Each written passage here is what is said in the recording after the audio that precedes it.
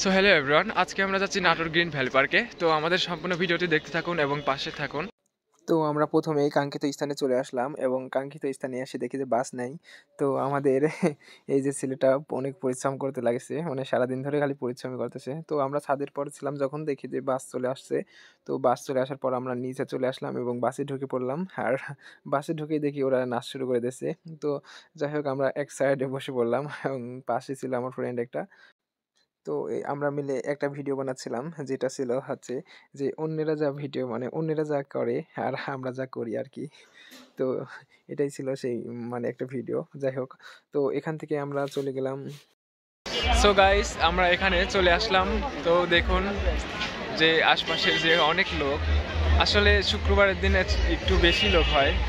এরই মাঝে আমরা টিকিট কাউন্টার খুঁজতে থাকি এবং আশপাশে দেখি অনেক মানুষই চলে এসেছে এবং দেখলাম অনেকগুলো গাড়ি সেখানে, মানুষজন ছিল খুবই, এবং আজকে শুক্রবারের জন্য একটু বেশি লোকজন ছিল।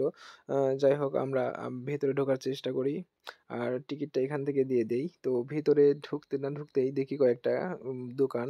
তো দোকানের পাশেই ছিল গেটটা। তো আমরা পার্কের মধ্যে চলে আসছিলাম। আর এখানে আছে সুন্দর, সুন্দর যে দৃশ্যগুলো সেগুলো দেখার মতোই ছিল।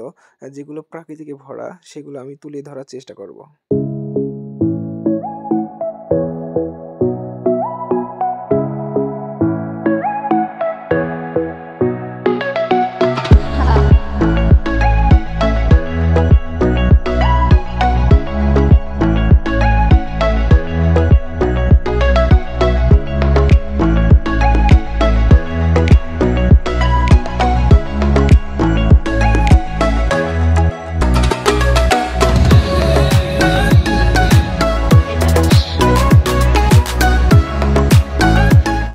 দেখতে দেখতে আমরা মাঝখানে একটু ক্লান্ত হয়ে গেছি।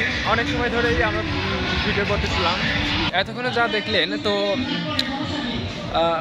এখন একটা জায়গায় বাকি রয়েছে। তো সেখানে আমরা লাস্টের দিকে ঢুকবো।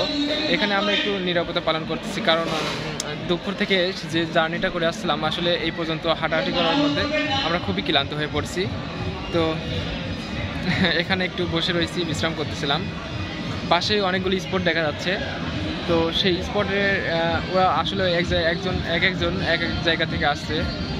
তো আমরাও আসছিলাম পাবনা থেকে, অনেকে আসছে বগুড়া থেকে, অনেকেই নাটোর থেকে, নাটের আশপাশে থেকেও আসছে, আবার অনেকে অনেক দূর থেকেও আসছিল। এখান থেকে চলে গেলাম খাইতে। এখন দেখি রান্নাই হয়নি। তো রান্না শেষ করার পর আমরা খাওয়া-দাওয়া শেষ করলাম। খাওয়া-দাওয়া শেষ করে এখান থেকে চলে গেলাম।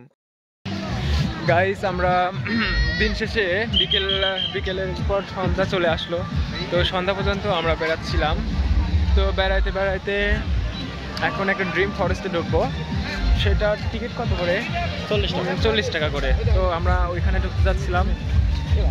তো সেখানে ঝর্ণা আছে, তো আমরা সেই ঝর্ণাতে ঢুকবো।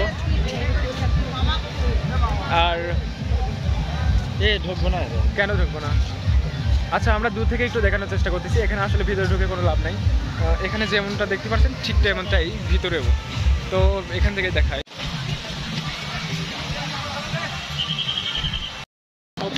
তো গাইস, আমরা এখান থেকে শেষ করে কিছুক্ষণের মধ্যে বাসার দিকে রওনা দেব।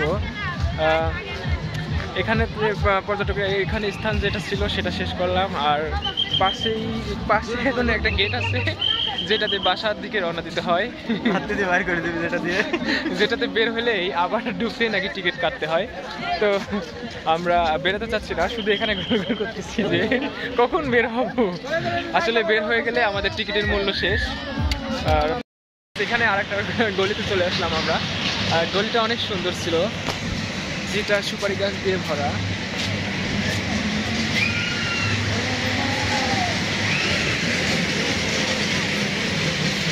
এখানে বোটে উঠতে পারেন। বোটের ভাড়াটা ছিল 60 টাকা। আমরা এই বোটে কিছুক্ষণ সময় চড়লাম।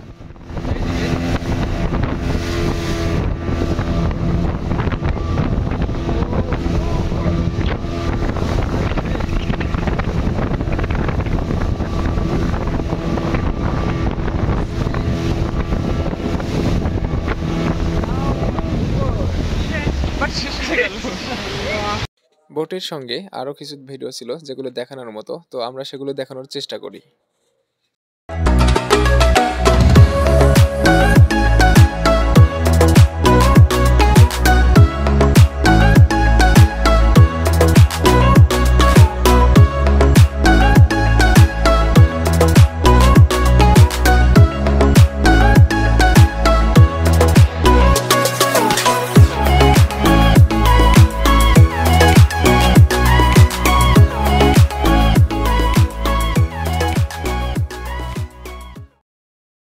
গাইস অবশেষে আমরা বাসা থেকে রওনা দিচ্ছি। তো অবশ্যই ভালো লাগছে।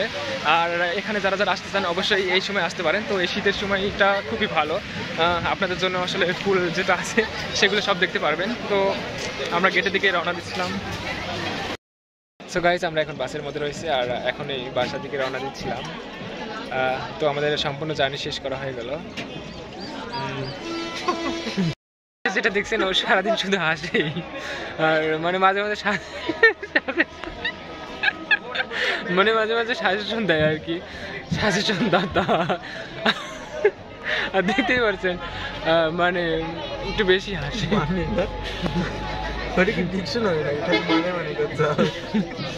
না ডিকশনারি না।